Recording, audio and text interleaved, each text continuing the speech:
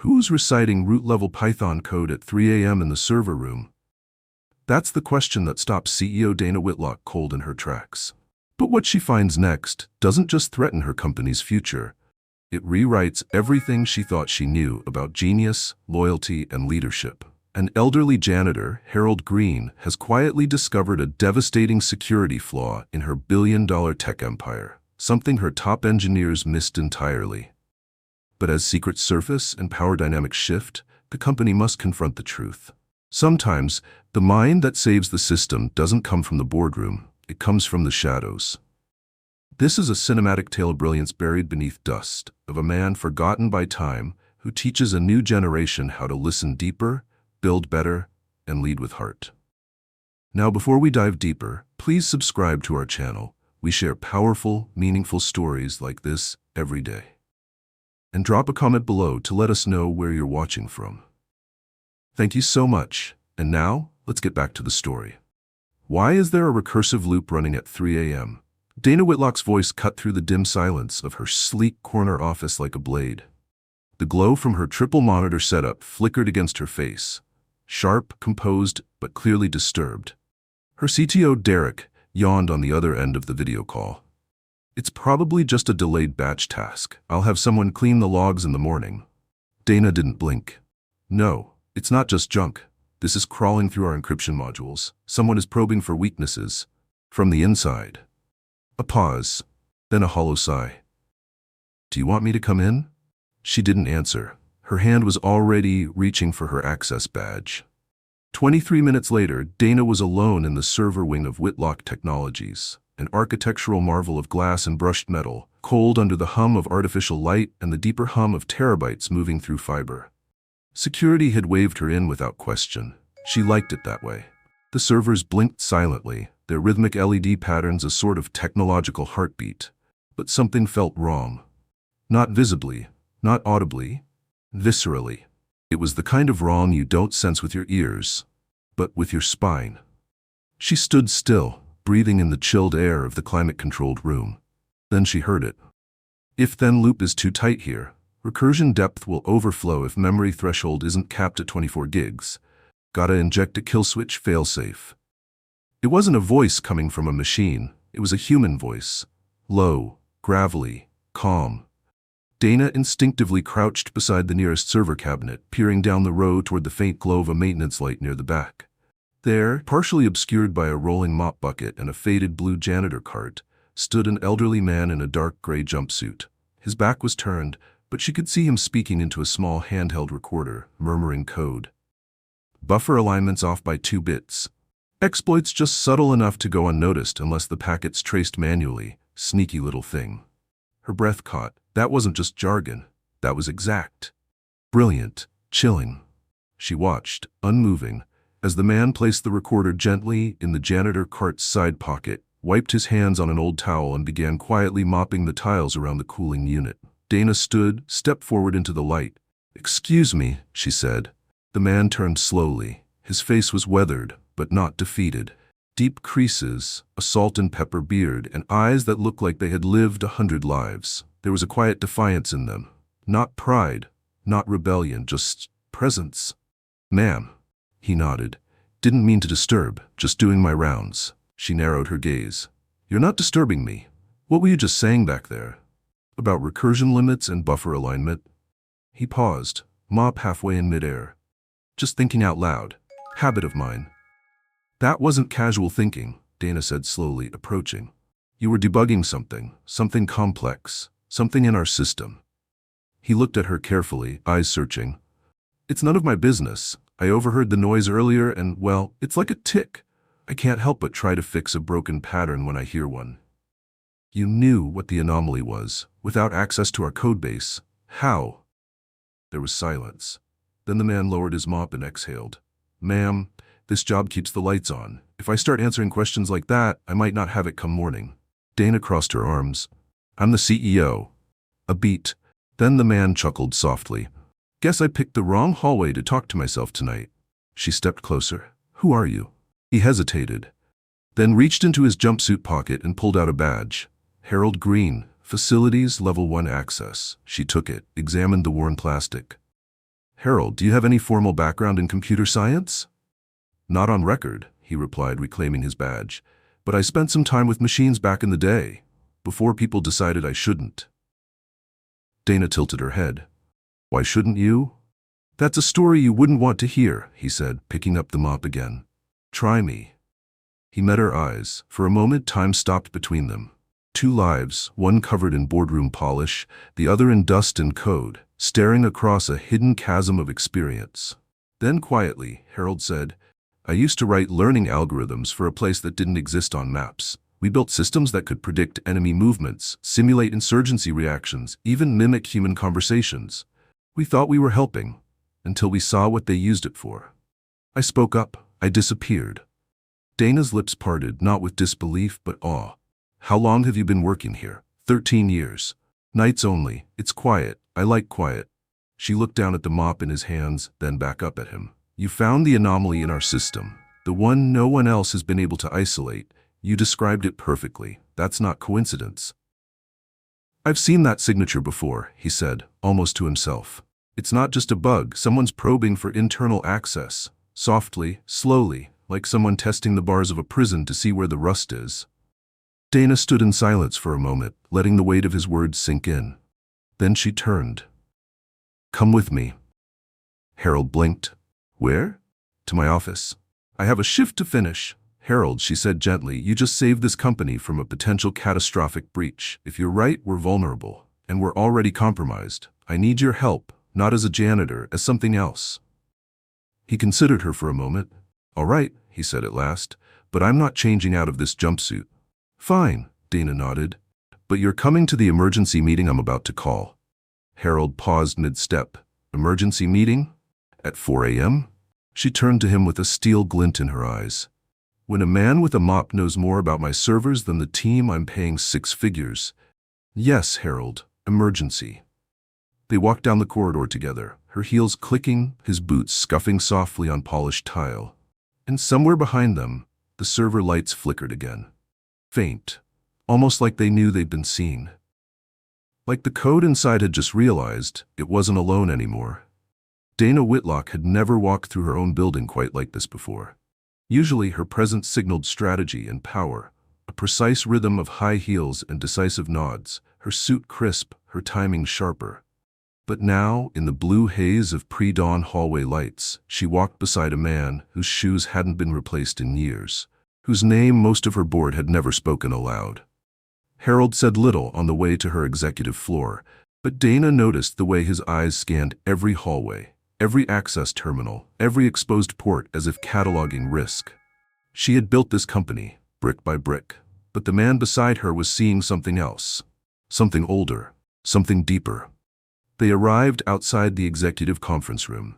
The glass walls reflected their odd pairing, her sharp and sculpted, him stooped, quiet, and still carrying the scent of floor wax and machine oil. Dana tapped a secure access code and stepped inside. Take a seat at the head, she told him. Harold blinked. I think you meant to sit there. I did. Until you started reciting code I didn't even know was inside my own system. She turned to the wall display, flicked on the lights, and sent out a single command across the secure internal network. Priority red protocol. Full board attendance. Immediate. Within minutes, phones buzzed across 3 time zones. Faces, some groggy, some irritated, began populating the oversized screen. CTO Derek, VP of Infrastructure Hannah Park, Chief Counsel Devin Lamb, Head of Data Operations Malik Jones, and others, all rubbing eyes or straightening collars. Dana? Derek's voice cracked through first. What's the emergency? You look like you haven't slept.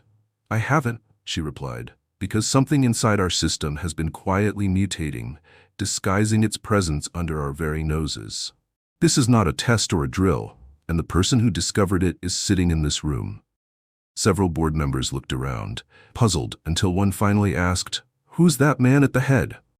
This, Dana said, stepping aside with purpose, is Harold Green, and he just saved this company from a silent collapse. Whispers erupted across the call. One woman actually scoffed. The janitor? Devin said aloud, brow furrowed. Dana, with respect, respectfully, Dana interrupted. Your team reviewed this anomaly for 3 days and failed to isolate the root behavior. Harold found it without a keyboard. Just by listening. Derek leaned forward, skeptical. All right then, Mr. Green, if you really understand what you're talking about, why don't you explain it to us? Harold looked around slowly.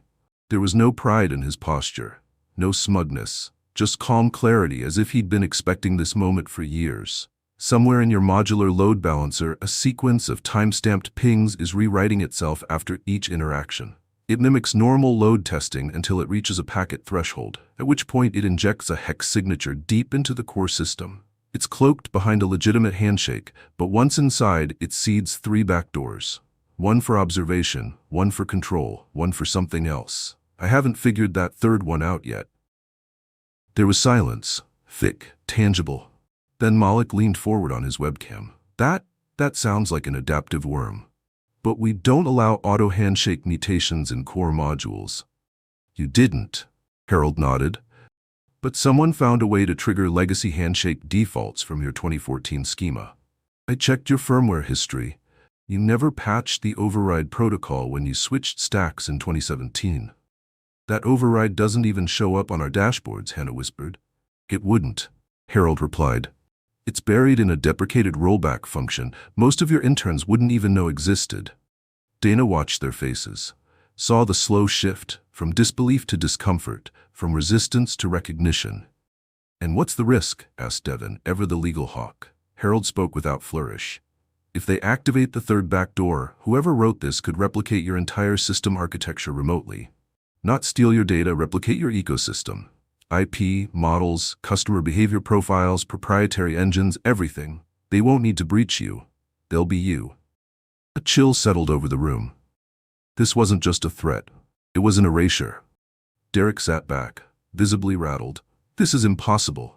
We spend millions every year on endpoint protection and real-time anomaly tracking.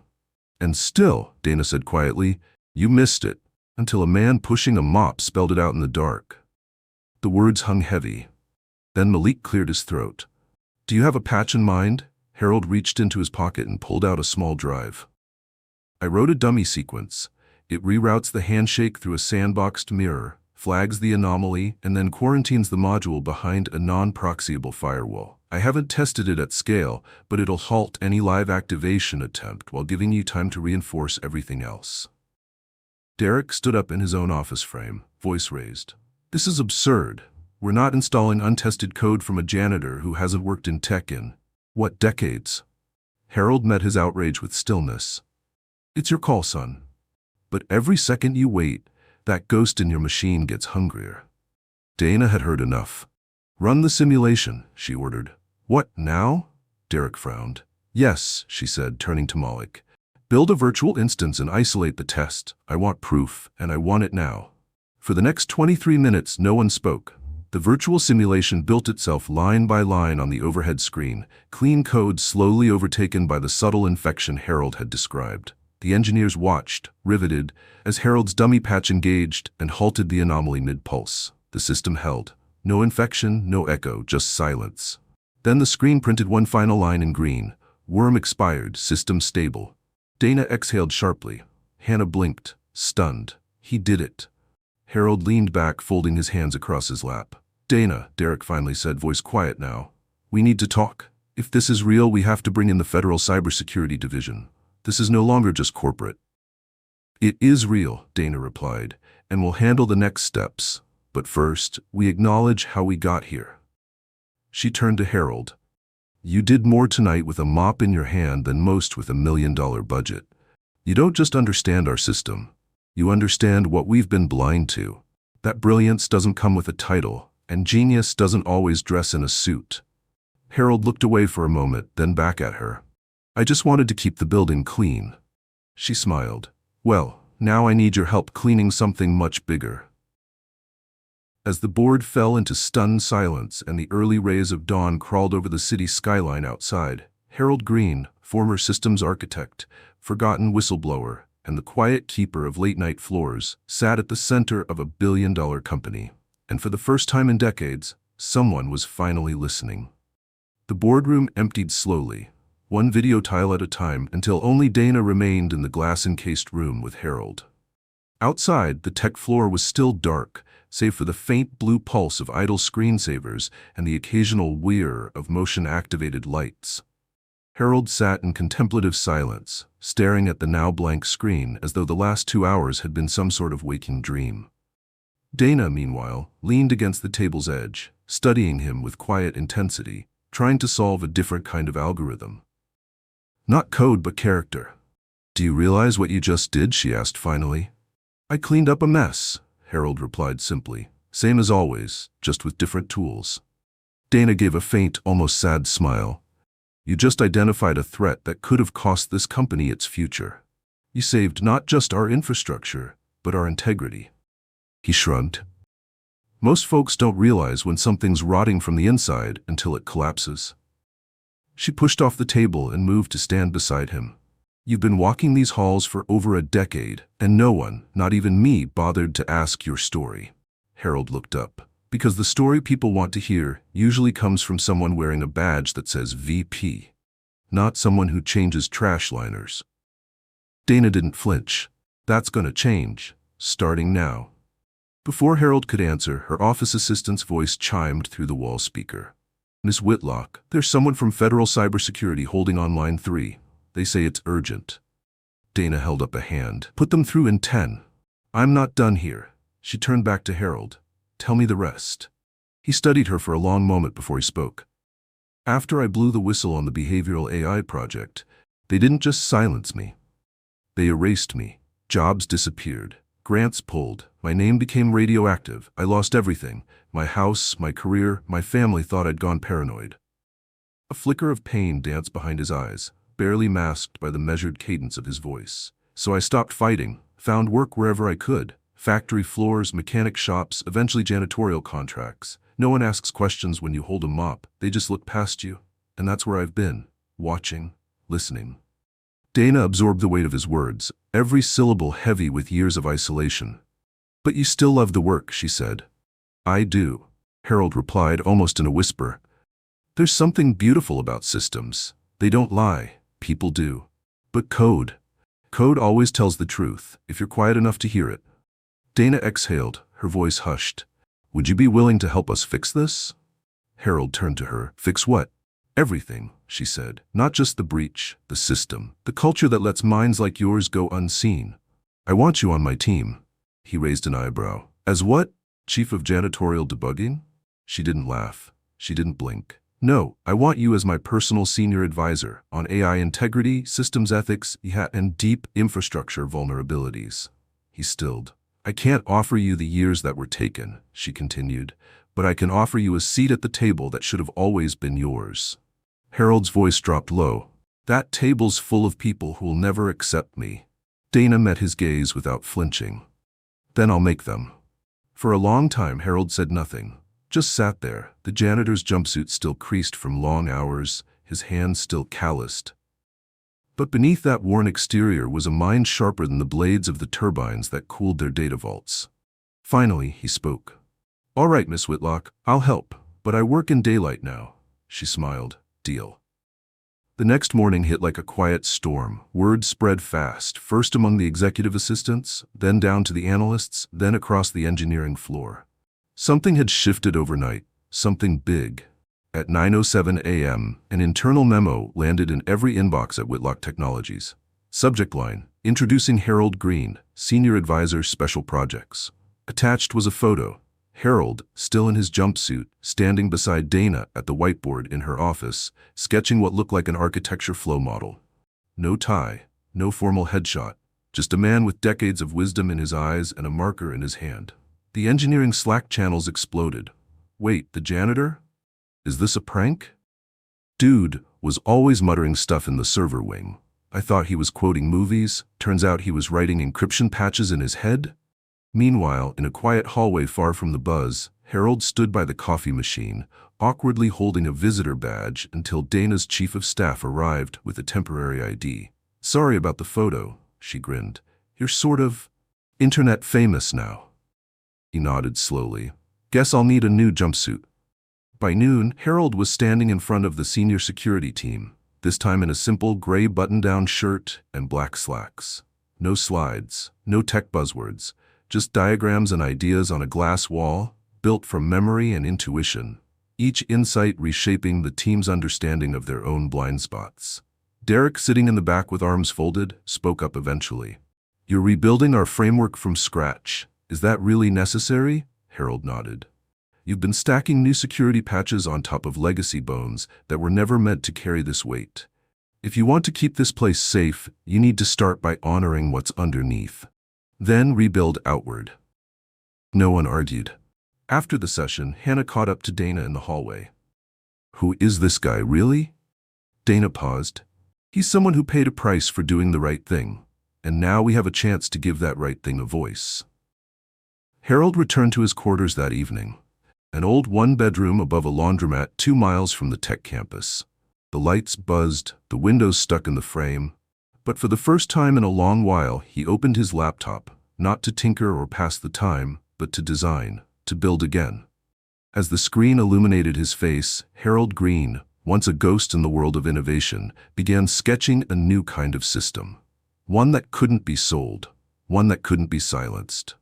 One that listened to people who had been forgotten and built firewalls not just around data, but around dignity. The janitor had come back to code, but this time he wasn't invisible. 3 days later, Whitlock Technologies was anything but quiet. The normally pristine glass walls of the innovation wing were now cluttered with notes. Sketched code modules, architectural overhauls, color-coded risk maps. It looked less like a polished tech firm and more like the inside of a genius's mind spilled across whiteboards. In the center of it all stood Harold Green, marker in one hand, coffee in the other, explaining a concept called ethical inheritance paths to 3 engineers who couldn't stop nodding. He didn't speak like a professor. He didn't pace like a startup guru. Harold taught like someone who remembered. Someone who had learned every lesson the hard way and had waited years for the right ears to hear him. Dana stood just outside the glass, watching. Her team was changing, not from a PowerPoint or a new protocol, but from the presence of someone who had been hiding in plain sight. Inside the war room, Harold capped his marker and turned to the group. "The real vulnerability isn't code," he said. "It's ego. Every time someone assumes they're the smartest in the room, they stop listening. That's where systems rot, from unchecked certainty." One of the interns blinked, stunned. "Sir, that belongs on the wall." Harold smirked. It was already on the wall, just in invisible ink. Laughter broke out, light but real, the kind that only comes when truth has finally been named. As the team disbanded to run tests, Dana stepped in. "You're already building a following," she said. "I'm just making noise until someone notices the melody," Harold replied. She sat beside him. "You know, the board is calling for a formal security report by Friday. They want a detailed breakdown of the exploit and the remediation timeline." Harold nodded. "I'll draft it, but I want the summary to be plain English. No jargon. I want everyone, from the CEO to the janitor, to understand what almost happened." "Why?" "Because knowledge shouldn't live in silos. That's how we got hacked in the first place. Not just by code, but by comfort." Dana leaned back, arms folded thoughtfully. "I've run this company a long time. I built it from a garage idea into a multi-billion-dollar firm, but I never imagined the person who'd change it most would be the one holding a mop." He looked at her with a small, grateful nod. "You didn't imagine it, but you recognized it. That matters more." Outside the window, clouds gathered over the city skyline. The weather had shifted. There was a storm coming, and not just the one in the sky. Later that evening, as rain tapped against the rooftop in gentle rhythm, Dana sat alone in her office. The report was in her hands. Harold's words, simple, powerful, cut through the noise. They didn't just attempt to breach our system. They tested our culture. They counted on silence, on status, on the blind faith that credentials mean clarity. But a system isn't secure if only 5 people understand it. Security, like truth, belongs to everyone. And sometimes the person sweeping the floor knows where the cracks are, because they've been stepping over them for years. She closed the file and looked out over the dark city. Then she picked up her phone and made a call. "Put together a company-wide meeting tomorrow. 10 a.m., mandatory. I'm making an announcement." The next morning, every department gathered in the main auditorium. Over 600 employees filled the chairs. Another 200 tuned in virtually. The energy was different. There was a pulse. Everyone had seen the internal memo. Everyone had heard whispers about the janitor who found the worm, and everyone wanted to know what would happen next. Dana stepped onto the stage, dressed simply in black slacks and a white blouse. No fanfare. No press. She looked across the sea of faces, took a breath, and spoke. We talk a lot about innovation here, about disruption, about being the smartest company in the room. But this week, someone reminded me that intelligence isn't always loud, and brilliance isn't always celebrated. A pause. The room hushed. Harold Green has worked here for 13 years. Most of you passed him in the hallway without knowing his name. Some of you, I'm ashamed to say, may have ignored him altogether. Heads began to tilt, eyes scanning the room. But Harold is the reason we're still standing. He uncovered a threat no one else saw, because he's been listening to the silence, to the patterns, to the things we stopped noticing. She turned towards stage right. And today, I want you to meet the man who reminded us that genius can wear any uniform. The doors opened, and Harold stepped in, not in a suit, not in a lab coat, but in the same work-worn boots and a clean version of his gray janitor's jumpsuit. On his chest now was a new badge. Senior Advisor, Systems, Integrity, and Ethics. He didn't speak for applause. He didn't bow. He simply walked onto the stage and stood beside her. The room rose to its feet. Thunderous, rising, raw applause. Not because he asked for it, but because the moment demanded it. When the noise quieted, Harold looked into the crowd and said, I'm not here to replace anyone. I'm here to remind you that when someone speaks, even quietly, you listen, no matter who they are. That night, Dana found an email waiting in her inbox. Subject line, to Harold Green. A name I haven't forgotten. The message read, I was in that auditorium today. I sat near the back. You don't know me, but I knew you. We were both in the DARPA group. I watched what they did to you. I stayed quiet. I've regretted it for years. I'm writing now because I never forgot your integrity, and because I've kept every file we worked on, original code. If you're willing, I think the world is finally ready to hear the truth. Beneath it was a name Harold had not spoken in over 30 years. Dana stared at the screen. Then, with steady hands, she forwarded the message to Harold. And for the first time in a very long time, the system that buried him began to break open. Harold stared at the email on his company laptop for a long time, the glow of the screen catching the edges of his face in pale blue light. The subject line still hadn't moved, neither had he. To Harold Green, a name I haven't forgotten. The message that followed came from someone he never thought he'd hear from again. Dr. Alan Verdon, once his colleague, once his friend, and in the final days of the DARPA debacle, one of the last men to look away when Harold stood alone. Now, decades later, Verdon was reaching out and offering the one thing Harold thought had been lost forever. Proof. It was past midnight. Rain clattered softly on the windows of his apartment.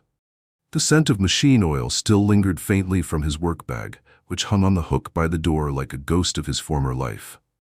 The room was still, and Harold was no longer. He reached out, opened the attachment. Inside were zip files, folders, raw source code, his code, the ones they erased, the ones they buried. The files still had his old comments embedded, those small notes he'd left for junior engineers, for oversight analysts, for himself. He recognized the structure instantly. Each line of logic was like a memory resurfacing from a dark lake. And just like that, it all returned. Not the anger, not the fear, but the purpose. He sat upright, opened a fresh terminal, and began typing. He worked until sunrise. By the time Dana walked into her office the next morning, she found Harold already there. Not at her desk, not at the whiteboard, but seated quietly at the corner table, a stack of printed papers beside him and a thumb drive placed neatly on top. She raised an eyebrow. I thought you worked late, she said. He met her gaze. Last night I went further back than late. I went to the beginning. She walked over slowly, picked up the thumb drive. What is this? Everything, he said. The full documentation of the AI project that got me blacklisted. The neural maps, the logic flow, the behavior loops. Alan Verdon saved it all, and he's ready to testify. Dana sat down across from him. Thumbing through the printouts, her eyes moved faster and faster, then stopped. You were training synthetic empathy modules, she whispered. This is pre-GPT level modeling, done with hardware from the 90s. He nodded. We were building emotional mimicry engines. The idea was that if machines could simulate empathy, they could de-escalate conflict autonomously, remove the human risk. But somewhere along the way, it became about control, not peace. Surveillance, manipulation, profiling. I said it was wrong. They said I was broken. She looked up. You weren't broken. You were right. Harold's voice was steady. I don't want revenge. I want transparency. I want this data released publicly. Let the world see how long this tech has been walking in our shadow. Dana leaned back, thinking, if we publish this, we won't just be exposing a cover-up. We'll be implicating federal defense contractors, lobbyists, senators. You realize that? I do. And they will come for you, Harold. Again, he smiled, not with defiance, but with something stronger. Peace. I've already lost everything once. This time, I know who I am. She stood slowly, walked to the window, and looked out at the company her hands had built. Her legacy. For a moment, the silence between them pulsed like a signal waiting for a response. Then she turned. Let's publish it. He blinked. All of it? He asked. All of it, she said. We'll redact what needs to be protected. But the core architecture, the original intentions, the ethical debates, you've earned the right to be heard. And so has the public. The announcement dropped that Friday. Whitlock Technologies, in a surprise press release, revealed the declassification of the Greenvern Archive, a forgotten collection of early AI behavioral models and whistleblower notes that predated much of modern machine learning theory. It was framed not as a scandal, but as a reckoning, a long overdue accounting of what ethical AI could have been, and might still become. Within 24 hours, the story exploded. News anchors, tech journalists, think tanks, ethicists, even members of Congress began discussing Harold's name. Not as a footnote, as a founder. Harold Green, the janitor who once swept floors in silence, was now a guest on national broadcasts, explaining how empathy had once been engineered not as a weapon, but as a safeguard, and how somewhere along the way, that vision had been stolen. He wasn't loud, he wasn't charismatic, but he was clear. I didn't get a PhD, he told one interviewer. I got blacklisted before I could finish my dissertation. But I didn't stop learning, because knowledge isn't a certificate, it's a calling. Back at Whitlock Technologies, the effects were seismic. Young engineers began forming peer review circles, focused not just on output, but impact. Code reviews began incorporating ethical impact statements, inspired by Harold's archived annotations. The internal motto shifted from build first to build with purpose. Dana stood by it all, quietly, letting the spotlight remain on Harold. Because some legacies are not made by being seen, but by making others visible.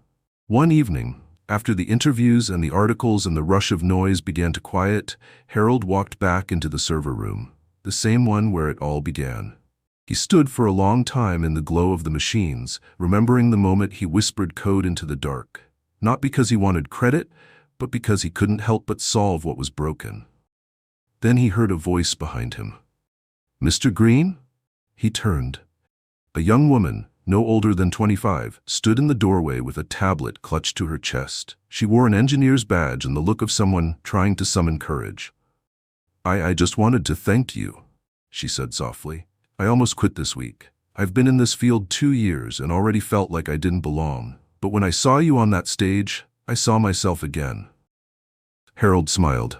Don't quit, he said. Keep listening. Keep asking the questions nobody wants asked. That's where the real work begins. She nodded, blinking back tears. Can I show you something I've been working on? He gestured to the room. This is your space now. Show me everything. And as she stepped forward, into the server room filled with hums and lights and history, Harold Green, janitor, genius, survivor, knew something that few ever get to feel. He had not just reclaimed his name. He had rewritten it into a legacy. The headlines had started calling him the ghost coder. Old photos were dug up, grainy images of a younger Harold Green standing beside chalkboards filled with early neural network models, his face serious, eyes alive with conviction. But the man in those photographs didn't look like a celebrity. He looked like a man warning the world and being ignored. Now, the world was listening. But fame had never been the goal. Harold moved through Whitlock Technologies without a security detail, without pretense. The janitor's cart had long been retired, replaced by a worn leather satchel and a keycard that now gave him unrestricted access to every room, every system. Yet, he remained a presence of stillness. He asked questions more often than he gave commands. He sat in the back of meetings, taking notes instead of the spotlight. The real work was just beginning. Inside a sunlit corner of the Whitlock lab, Harold now met twice a week with a small task force Dana assembled, a handful of programmers, ethics researchers, and systems architects. Their mission: create something new. Something no defense contractor or shadowed agency could twist. Not a product, not a platform. A principle encoded in architecture, not just paper. They called it Project Reflection. Harold had chosen the name himself. The greatest failure of early AI wasn't its power, he told them on day one. It was that we trained machines to mimic us before we ever looked in the mirror. The team listened closely, because this wasn't about building smarter code. It was about building wiser systems. He proposed a new standard. Machine learning models required a parallel mirror module, a lightweight process that simulated the potential impact of every action before executing it. Not to replace human judgment, but to force a pause, a breath, a reflection. Some argued it would slow efficiency. Harold nodded. It should. The cost of not reflecting has always been higher than we're willing to admit. Meanwhile, whispers had begun spreading far beyond Whitlock's walls. Academic institutions requested Harold's input. Open-source communities began implementing his ethical modeling diagrams. One European think tank offered to name a tech ethics award after him. He declined. "Don't give it my name," he told them. "Give it to the next janitor who gets ignored." But beneath the waves of progress, another current stirred. Late one evening, Dana called Harold into her office. Her expression was unreadable. "I just got a call from someone at Homeland Cyber Command," she said quietly. He didn't move. "They're requesting a private meeting with you." Harold leaned against the doorframe. "Requesting or summoning?" She held his gaze. "They claim it's voluntary, but they've made it clear.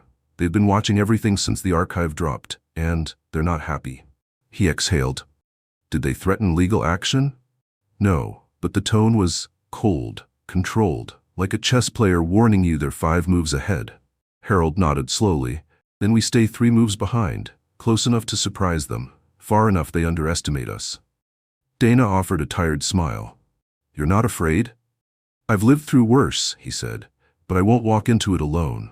"You won't have to," she said firmly. "If they want a meeting, I'm coming with you." That Thursday, in a gray conference room on the 6th floor of a nondescript federal building, Harold and Dana sat across from 3 men in dark suits. No names were exchanged, no phones allowed. One of them carried a slim folder with a stamped seal. "You've caused quite a stir, Mr. Dow Green," the man in the center said. Harold tilted his head. "You mean I told the truth? You published classified historical material. I published what was never lawfully classified. There were no signatures, no hearings, just silence." Another man leaned forward. "Your new systems protocol, this mirror module, is gaining traction in places we monitor closely. Foreign agencies are watching. Some are even copying it. Do you understand the geopolitical implications of what you've started?" Harold stared flatly. "Do you?" There was a pause. Then the third man spoke, his voice quieter. "Your principles, they're sound, but in practice, they challenge command structures we've depended on for decades. Are you prepared to deal with the consequences of destabilizing those structures?" Dana finally spoke.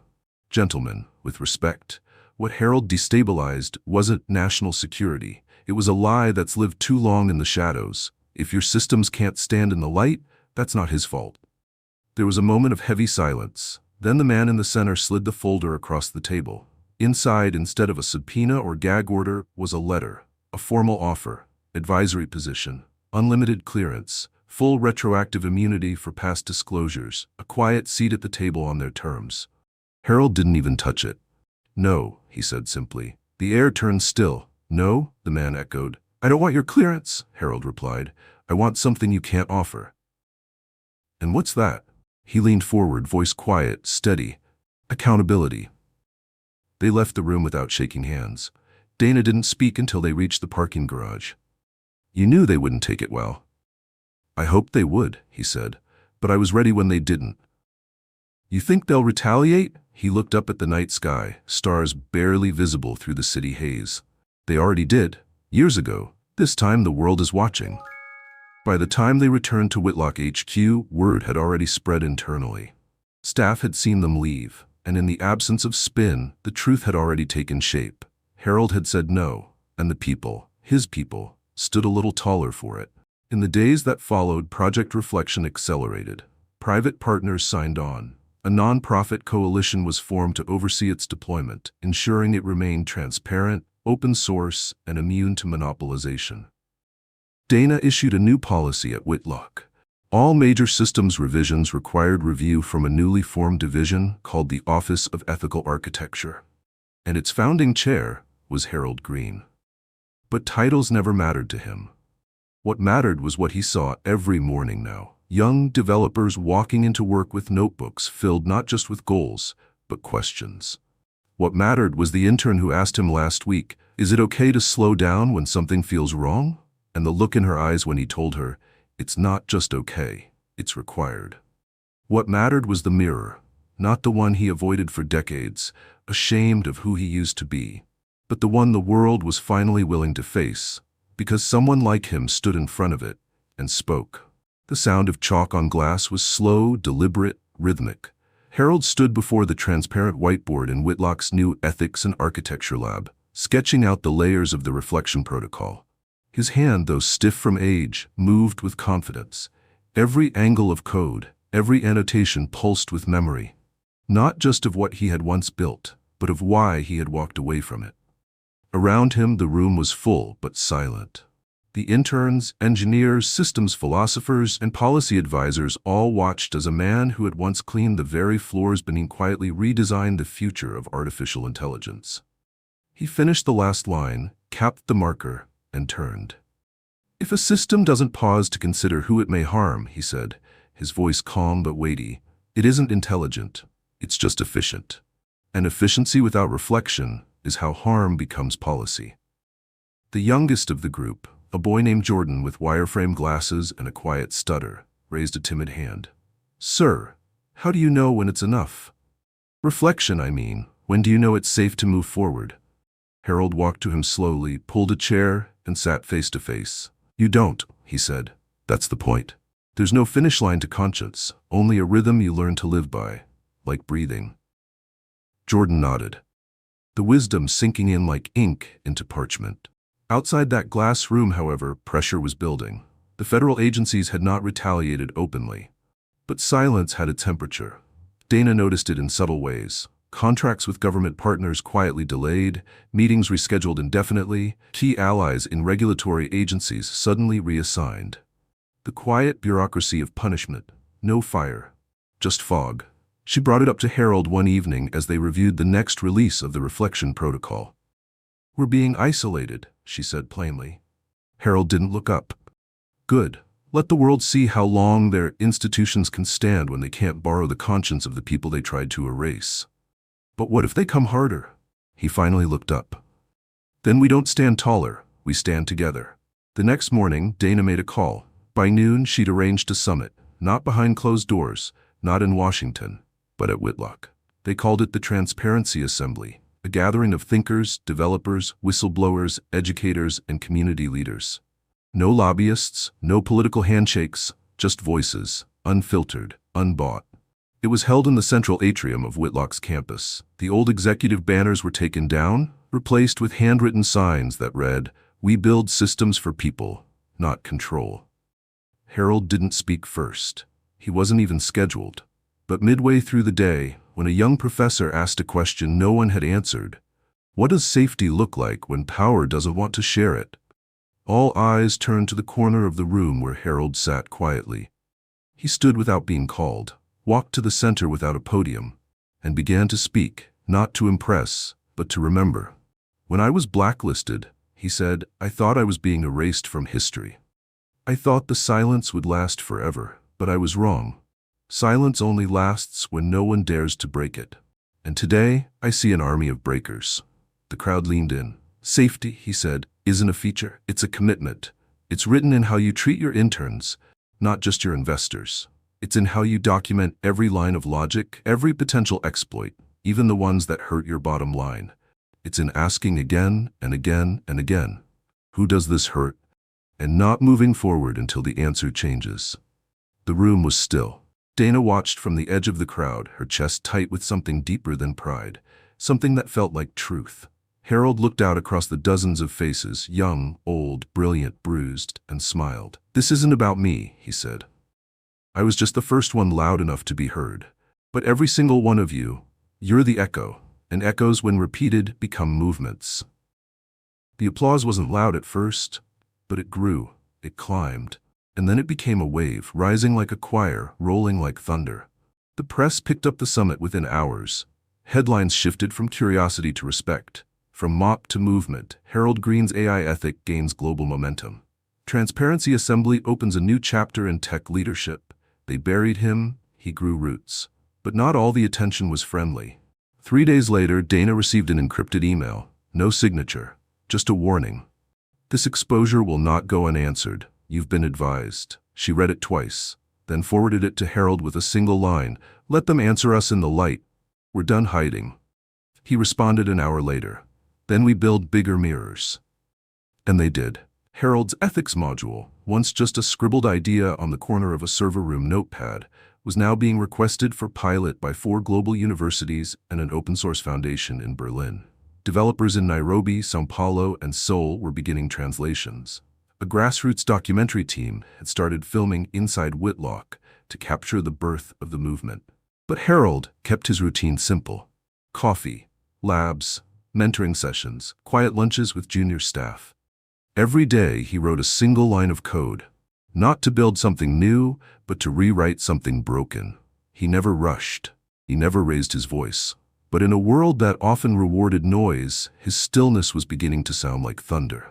One evening, as he was locking up his whiteboard notes, Jordan approached him again. "Mr. Green, may I ask you something?" "Of course." Jordan hesitated, then handed Harold a small flash drive. "It's a framework I built off your integrity loop. It's still rough, but would you review it?" Harold took it with quiet reverence. "I'd be honored." Jordan beamed, turned to leave, then paused. "Sir, when you retire, what happens to all this?" Harold smiled. It was soft, not sad, full of knowing. "I'm not here to build a monument, son. I'm here to build a mirror." He placed a hand on Jordan's shoulder. "And I see a reflection I trust." The following week, Harold stood in the back of the Whitlock Auditorium once more. But this time the stage didn't belong to him. It belonged to a girl no older than 22. Thin, nervous hands, hair pulled into a shaky ponytail, a borrowed blazer too big for her shoulders. Her name was Amira Chen. She was one of the new interns from Whitlock's outreach program, brought in from a local community college. A few months ago, she'd been stacking soup cans at a corner store to afford textbooks. Today, she stood in front of a crowd of engineers, executives, and scholars presenting a modification she'd written based on Harold's ethical delay loop. Her voice cracked slightly as she explained it, but her eyes never dropped, not once. Harold leaned forward in his chair, elbows on knees, smiling. She had changed the sequence. Instead of a delay loop that just asked, "What is the harm?" Amira had taught the code to ask, "Who hasn't been seen?" It was small, elegant, but it restructured the logic path to include social visibility indexes, reminding the machine not just to weigh outcomes, but to factor in whose stories hadn't been told in the dataset. The audience was silent when she finished. Then Harold stood and began clapping. He didn't say anything. He didn't need to. The room followed. When she stepped off the stage, breath shaking, he met her halfway down the aisle and shook her hand. No cameras, no speech, just a moment. And for Amira, that moment was everything. That night, Harold sat in the lab long after everyone else had gone. The moonlight shimmered across the windows, and the glow of the screens painted soft halos around the scattered chairs. His terminal was open, code running, notes being compiled into what would soon be a document titled Reflections, the Foundations of Human-Aware Logic. But tonight, the lines came slower. Not because he was tired, though he was, but because he knew the chapter was changing. He clicked through old files, snapshots from DARPA days, scans of handwritten journals, even a photograph Dana had taken of him standing beside the first server he ever repaired at Whitlock. There was a time he never thought he'd be seen again. But now his name was being printed in textbooks. Students were quoting him. Governments were watching him. The irony didn't sting anymore. It simply felt complete. Still, he didn't crave applause. He wasn't interested in legacy for its own sake. He was interested in continuity. He wanted the work to live beyond the moment, beyond him. The next morning, he invited Dana to the rooftop garden, where the morning breeze moved through the planters like whispered code. She met him with coffee in hand and a knowing look. "I've been expecting this," she said. He smiled. "I haven't even said anything yet." "You don't have to. Your eyes already did." He nodded. "It's time I step back." A pause. Step back or step away? He looked out at the skyline, the sun breaking through low clouds like forgiveness. Both.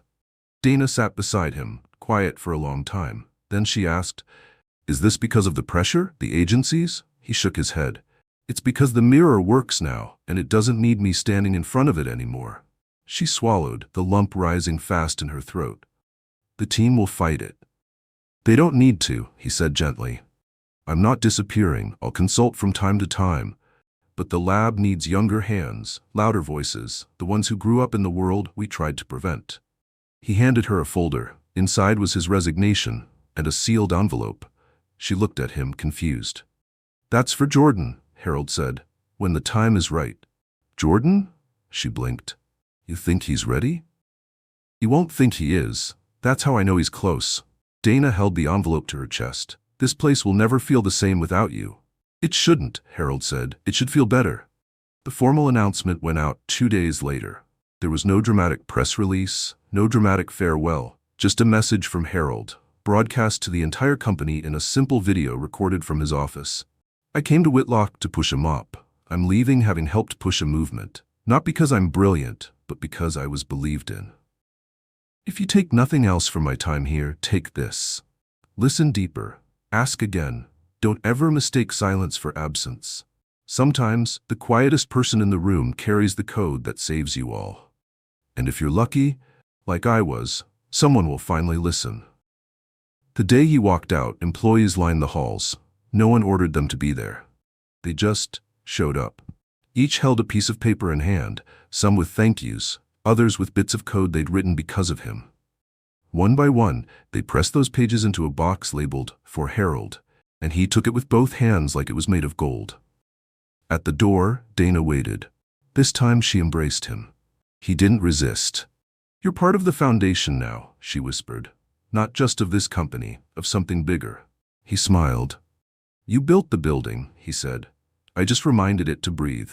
Outside, the wind carried the scent of blossoms from the garden he'd helped tend on lunch breaks when no one was looking. He glanced up at the sky and walked away. Not to vanish, but to let others arrive. The lab was quiet now, quieter in a different way. The kind of quiet that follows a standing ovation. Not empty. Full of breath, full of memory. The air still seemed to hold Harold's presence, though his chair remained unoccupied. His marker rested where he left it, the whiteboard etched with unfinished thoughts, underlined code, and a single phrase written in looping black. "Ask again, always."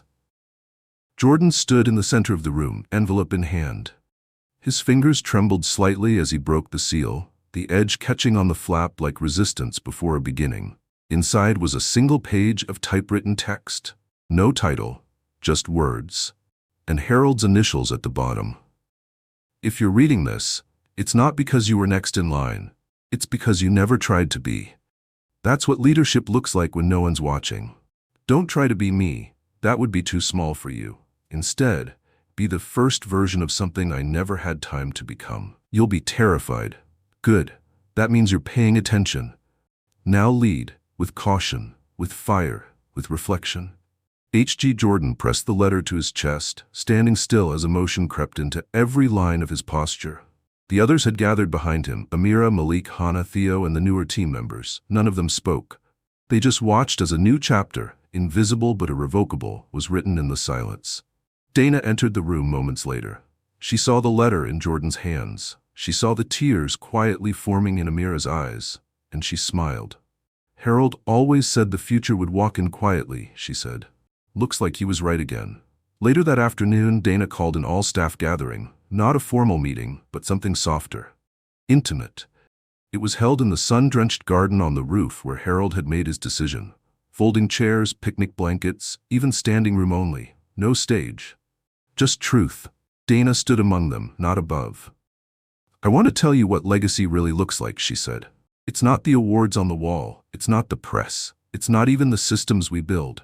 Legacy is who you trust the torch to when your hands are too tired to carry it." She looked at Jordan, and then gently extended her arm toward him. He stepped forward, hesitant but not afraid, and the moment he stood beside her, the garden erupted in applause. Not thunderous, just real. That evening, Jordan returned to the lab. Alone now, but not lonely. He placed Harold's letter inside a frame on the desk and fired up the terminal.